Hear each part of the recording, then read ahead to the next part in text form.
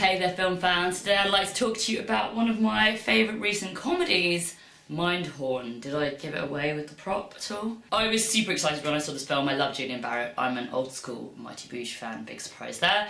So as soon as I saw that he was headlining a movie, I was super excited and so I just wish that Noel Fielding had got a little nugget of a cameo in there. That would have been super good. So the plot is Julian Barratt is a TV detective from like the 70s and he's brought back to help with a case where, a real case where the guy is obsessed with the TV show and doesn't really know how to separate reality from fiction, and therefore they use him as like a stooge in the mystery, but he's so much of an idiot that things don't quite go as planned. But at the end of the day, we're not there for the plot, we're there for the giggles, and there's lots of giggles. I really enjoyed it. I really laughed very hard. I went along to Screen on the Green to see this, which meant I was on a sofa with a blanket, which was delightful.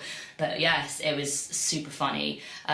Very comparable to Alpha Papa, the Alan Partridge movie, but I would say, I mean, people went into that with the goodwill of knowing the character of Alan Partridge, and I think this established the character of Mindhorn very effectively in quite a short amount of time.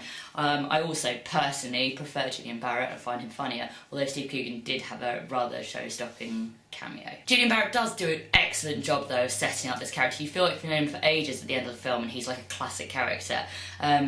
It's not too far away from a lot of the parts he plays, where he's kind of a little bit out of touch, a little bit older, old fogey, confused.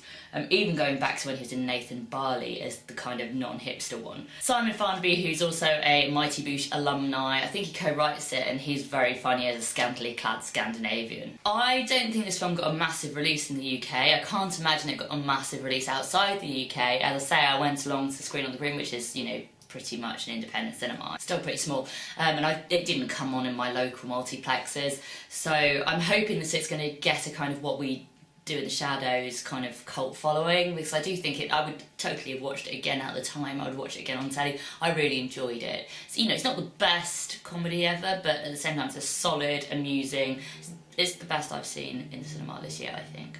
One thing I found confusing though was this whole eye patch situation, because that seemed to be, it's basically that he's got this eye patch that means he can see the truth or something, but they never really made any gags about that. That was just a thing that, yeah, that was there. But what did you guys think? Did you like it as much as I did, or were you less fussed? Let me know in the comments, and don't forget to subscribe to my channel.